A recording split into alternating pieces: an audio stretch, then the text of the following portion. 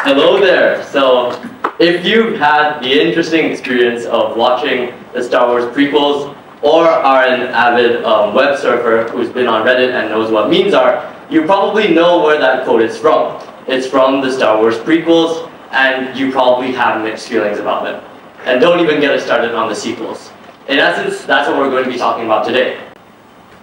Yeah, okay, so basically, the first thing we're going to be talking about is a serious lack of creativity. And on the left here, we have two films with very similar plots, and on the right, two films that are sequels. So first off, Yu-Han's going to be telling you about the two sequels that we have. Okay, so here we have The Rise of Skywalker on the top, and the bottom we have The Empire Strikes Back. And just through the visual differences, we can already see the similarities between these two films. I will go more in depth in this later, and can... Yeah, and on the left here we have Avatar from 2009 and Pocahontas from 1995. So these two films have very similar plots. There are two groups of people, and they don't really get along with each other, but one male goes to the other tribe and falls in love with one of their members, and they kind of live happily ever after. So they have very similar plots and have constantly been compared to. Okay, so here's the graph showing the film ratings of the 9 main films in the Star Wars saga. Star Wars is, in my opinion, one of the most iconic franchises in all of cinema history. And I'm going to show how a lack of creativity can impact even some of the best movies out there. So let me give a quick overview of the graph. So firstly, we have the original trilogy, which is A New Hope, The Empire Strikes Back, and Return of the Jedi. We have the prequel trilogy, which is The Phantom Menace, Attack of the Clones, and Revenge of the Sith. And lastly, we have the sequel trilogy, which is The Force Awakens, The Last Jedi, and The Rise of Skywalker. For this part, I'm going to be mainly focusing on the sequel trilogy, and I'm going to start off with The Force Awakens. As you can see, the ratings for The Force Awakens are very high. They are on par with the original trilogy, and are significantly better than the hated prequels. One of the reasons I think for this was because there had been a large void of films for a very long time between Revenge of the Sith and The Force Awakens. And really, Star Wars fans had been wanting a sequel to the original trilogy rather than a prequel. Many fans had to wait 30 years for the sequel to finally come out, because the time between Return of the Jedi and The Force Awakens is around 30 years. Many fans were obviously very excited by this and really wanted it to perform well. J.J. Abrams, the director, does show a lack of creativity throughout these 3 films, as he is constantly bringing back characters from the original trilogy and is using similar plot lines from there as well. But I feel like when The Force Awakens came out, it really was what Star Wars fans needed at the time, especially due to the terribly received prequels. Star Wars fans needed to be reassured that it was not dead yet and that there was still much more to go. But as you can see here, a continuous lack of creativity doesn't get far, and it reflects here with the plummet of ratings in The Rise of Skywalker. Audiences eventually realized the lack of effort and the laziness put into the making of these films, which results in it being very disliked. There was even a petition to Disney signed by thousands of people to telling Disney to reboot the sequels, which shows the bad situation that this was in. Alright, and next up we are going to be talking about an absence of escapism, and it's essentially how films nowadays, you don't really get a break, and they're kind of just reiterating what's in real life, or just being sequels or reboots or whatever of previously established franchises. So here we have 3 films. We have Ghostbusters Answer the Call, The Marvels, and Madam Web. All of these films didn't perform very well, both in ratings and in how much they made, as all of them lost money, and all of them were rated pretty badly. The reason why is because all these films are cash grabs. They don't have a reason to really be there. And similar to what our previous speaker, Joe, was saying about music, all films nowadays are just trying to commercialize and just make money from what they own, from the franchises and movies that they own. They want to expand on it without really adding any value or substance to it. And contrary to that, we have 3 other films which did really well. We have Rogue One, Aliens, and Mad Max Fury Road. All of these films average at about an 8 in IMDb ratings, and all made a ton of money. And the reason why is because they not only have the incentive of making money, but they also want to share a story. There's passion behind these films. Whoever directed them surely was keen on telling their story or adding to a pre-existing franchise. Okay, so now I'm going to talk about how relatability affects escapism. Nowadays, I feel like characters have become less relatable to the audience, which makes it harder for viewers to make a connection to these characters. I genuinely believe that a person enjoys a film more if they can see themselves in certain characters. And to see a reflection of yourself on the big screen doing great things can really inspire and motivate people to pursue their goals or feel better about themselves, overall having a positive impact on their lives. I believe that now characters have become less relatable towards the audience is because now characters are facing less problems and setbacks in their character development. I feel like this affects relatability because in real life, everybody faces many problems every day, and that is not reflected on screen well. And with the lessening of relatability, means that escapism of movies is also decreased. So right now we're going to do a character comparison with these 4 characters, and Kayden will start it off. Yeah, okay, so on the top here we have Luke Skywalker and Rey Skywalker. Essentially the difference between these 2 characters is that one had to face immense challenges, had to do tons of things for him to achieve his ultimate goal of becoming a Jedi Knight. And one pretty much did it in a year. So it's pretty clear that Luke Skywalker conforms to hero's journey, which has been the way stories have been told for the longest time, which was also brought up by Caitlin, a speaker earlier. And Rey pretty much rushes through this. She doesn't have any trials or tribulations. She doesn't have any fears that really affect her at all. It's kind of how things are thrown at her, she gets over it immediately, and everything's okay.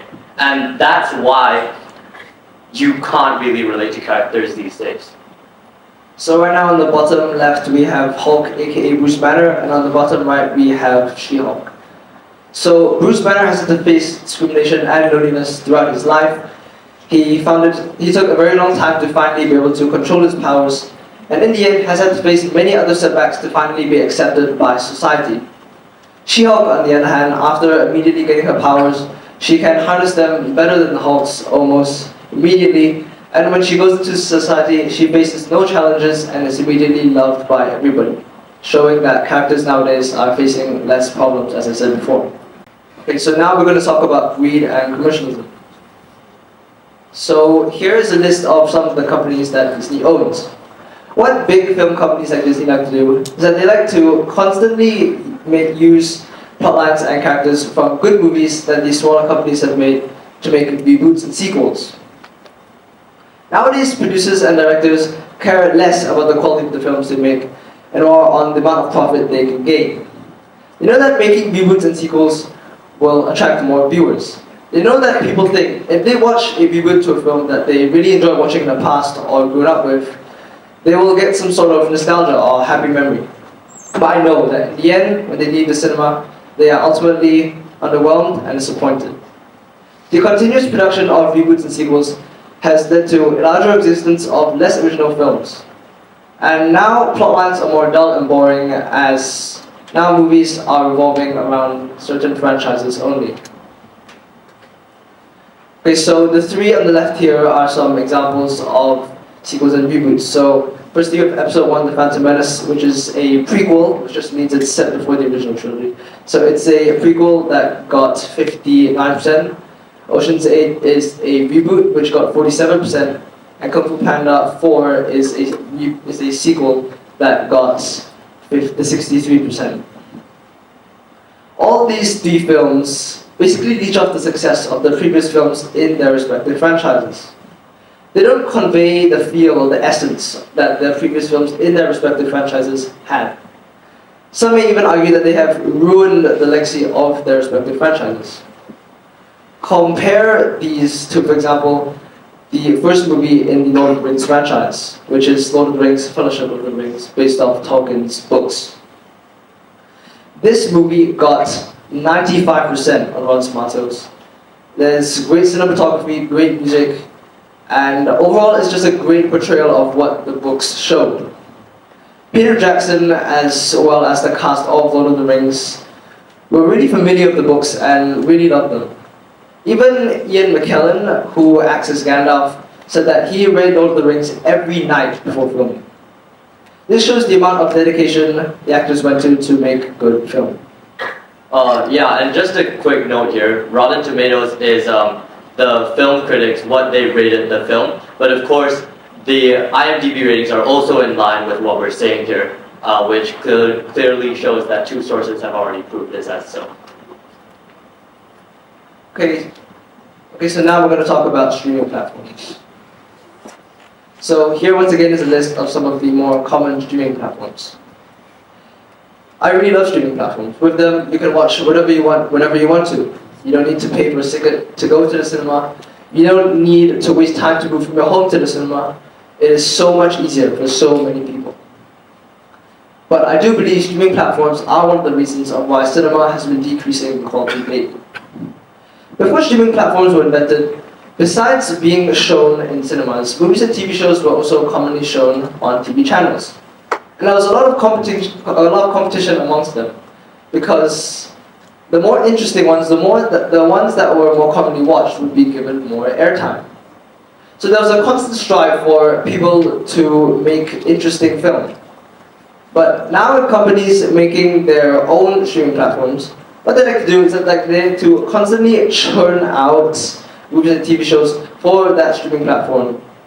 They do this to basically fill up the space in the streaming platforms and hope that people will subscribe to them.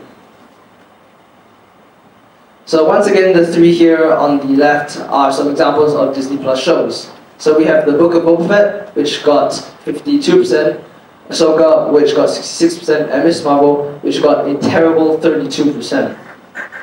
Personally, all these shows are slow and long-minded. There's basically just no story to tell. Next of all, the visual effects are very cartoonish and they're not up to date. And especially when you're making superhero films and sci-fi films, I feel like that really has to be solid for the audience to actually be engaged and interested. And lastly, they're more or less just used as stepping stones from one movie to another in their respective franchises. They hold not much significance. Compare all these examples to a movie that was just meant to be a movie, which is the first Iron Man. Robert Downey Jr., the actor who plays as Tony Stark in this film, really portrays the character really well. It's almost as if they got the page of a comic and stuck it onto a screen. Next, the visual effects are mind-blowing, especially for it being produced in 2008. ILM, who worked on the visual effects of this film, really put a lot of effort to make it look realistic and engaging for the audience. This movie was a really strong start for the MCU, and I think without the success of this film, the MCU wouldn't have been as successful as it is now. And in addition to that, it's important to note that what we find very interesting is that films that should progress and get better over time are deteriorating. You'd think that these TV series would learn how to be better paced, to spend less time on building up to the main event, or more time on developing the story and the characters. But no, it's just really a mess because of how fast these streaming platforms are churning out all of these new things for people to watch, and in the end you just have to ask yourself why. And we're going to finish off here with good modern day films, and we have one example which is in line with our prompt today. So we have Toy Story 1, 2, 3, and 4. And one thing we can see about all these films is that they average at around 90% on Rotten Tomatoes. Now, this is just really impressive, and the reason why is because Toy Story isn't trying to be something that it's not. It's constantly evolving. Something that the directors have always kept in mind is to bring the story forward, to develop the plot, to add dimension to the universe, whilst also keeping that same humor in, keeping the characters in, and not changing the foundation, not changing what people love. And when you know what an audience wants, that's when you can achieve what you want to achieve. You don't want to be stretching out things that you don't have to, adding in this unnecessary nostalgia, or flipping things around when they don't need to be changed at all. A good sequel is one which pays respect to the previous film and builds upon it. So, in conclusion, we'd just like to state how the reason why we see this as such an important thing is because movies really shape people. Kids watching Star Wars now, and we hope the originals, not the sequels, may be inspired to become those aeronautical engineers, those people who are flying the spaceships that could bring us to new heights. And movies, they may be ephemeral. They're not something you can touch, something you can feel, but they provide these tangible things into our lives, whether it be merchandise, whether it be feelings, whatever it may be.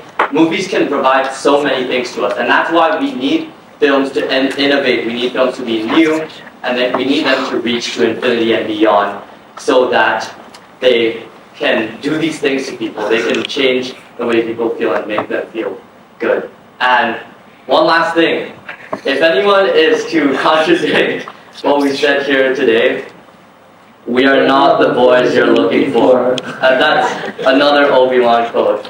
Yeah, thank you. Thank you.